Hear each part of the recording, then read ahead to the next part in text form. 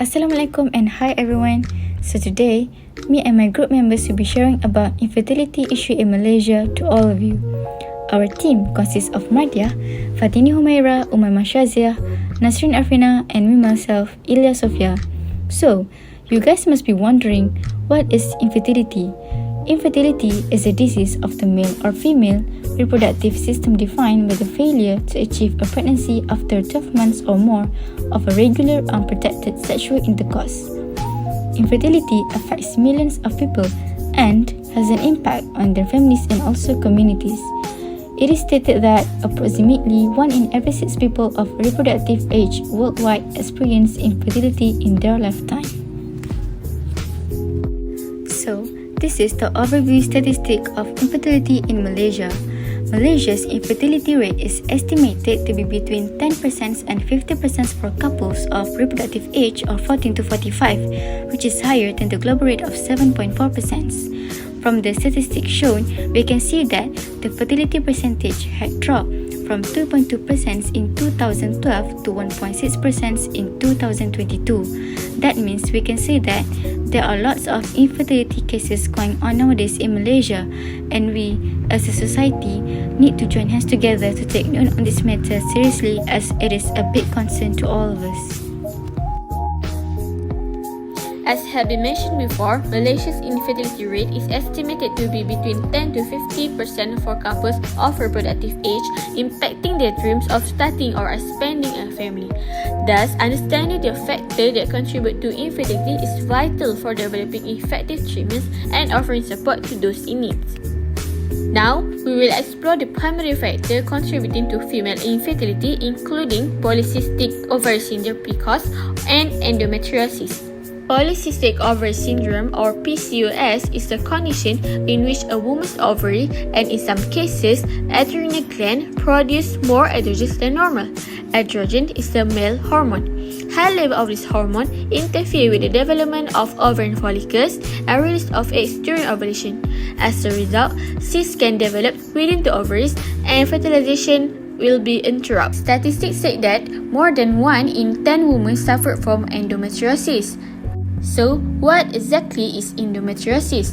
Endometriosis is a condition where tissue similar to the lining inside the uterus, which is the endometrium, start to grow outside the uterus. For example, they can grow on the ovaries, fallopian tubes, and other pelvic organs. So, when there are cysts in the ovaries and fallopian tubes, they can cause block. When there's a block, eggs are not able to move from the ovaries to the uterus, and they cannot fertilize with the sperm.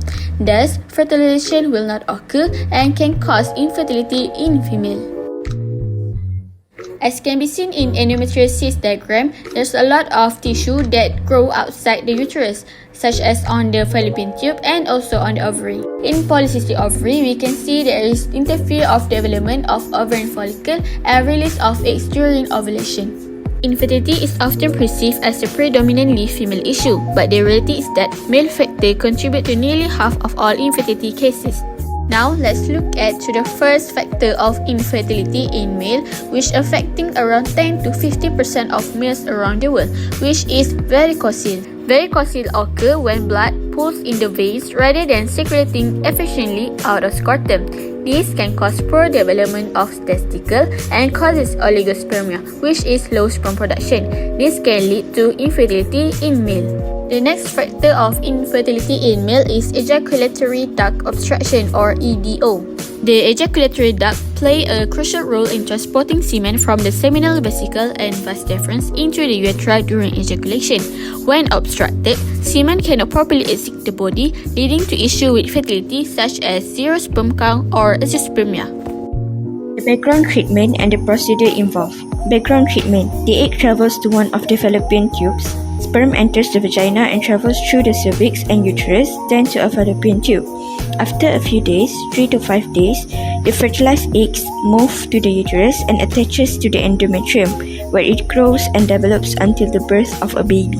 In IVF, an individual's eggs are fertilized with sperm in vitro. IVF means that fertilization occurs outside of the body in a laboratory dish under controlled conditions. IVF is the most common type of assisted reproductive technology, ART. IVF success rate. IVF success rates for women doing their first IVF cycle. For female aged less than 35 years, the live birth is 55.1%. For female aged 35 to 37, 40.5% of live birth. For female aged 38 to 40, the live birth is 26.4%, and for a female aged above 40 years old, 8.2% of live birth. IVF has many steps and it takes several months to complete the whole process.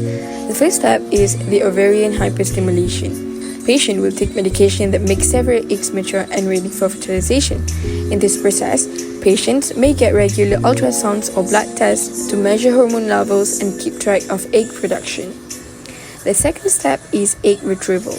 Egg retrieval is a minor surgical procedure where the doctor removes egg from the body. Doctor puts a thin, hollow tube through vagina and into the ovary and follicle that holds your eggs. Needle is connected to a suction device that gently pulls the eggs out of each follicle. The next one is sperm preparation. The sperm usually come from patient's partner or a donor. Next step is the fertilization. Eggs and sperms are stored together in a spatial container for the fertilization to occur. As the cells in the fertilized eggs divide, it will now become embryos. Then the embryo transfer. About 3 to 5 days after, one or more embryo are put into your uterus. The doctor slides a thin tube through your cervix and inserts the embryo directly into your uterus through the tube. The last step is pregnancy. Pregnancy will happen if any of the embryos attach to the lining of your uterus. Risks of taking IVF. First, mild bruising and soreness at the injection site. Second, nausea and vomiting. Third, temporary allergy reactions such as skin reddening and or itching at the injection site. 4. Breast tenderness and increased vaginal discharge. 5. Mood swings and fatigue. And lastly is ovarian hyperstimulation syndrome, OHSS. Now, we are going to discover ways to increase fertility, avoid alcohol and drug intake, prioritize omega-3 fatty acid, diet higher in fish and lower in processed meat like sausage, exercise regularly, avoid food high in trans fat like bread and cake, and do not take caffeine too much. The 5th Muzakarah of the Fatwa Committee and National Council of Islamic Religious Affairs Malaysia have discussed the issue of IVF. The committee decided that IVF babies from the ovum of a wife and sperm of a husband which have been mixed using methods that are not contradictory to Islam is halal. A baby born through test tube method can be a guardian and is entitled to receive inheritance from the rightful family. If the eggs are not from a married couple, then the procedure is haram. Through Surah Maryam, Islam encourages pregnancy and there are always ways to try to conceive and one of them is IVF. Therefore, always rely on Allah and do not lose hope in expecting to conceive. قال رب أنا يكون لي غلام وكانت امرأتي عاقرا وقد بلغت من الكبر عتيا قال كذلك قال ربك هو علي هين وقد خلقتك من قبل ولم تك شيئا. In a nutshell, infertility is not a disease that can't be treated. IVF provides hope and solutions for many couples in Malaysia that are facing infertility challenges. As technology and medical understanding continue to advance, IVF success rates are likely to improve, making it an increasingly viable option for family planning. With Allah's permission and great effort, infertility can be overcome, and this can contribute to increase the number of valuable individuals in the future.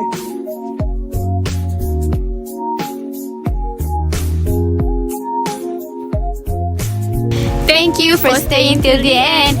Bye!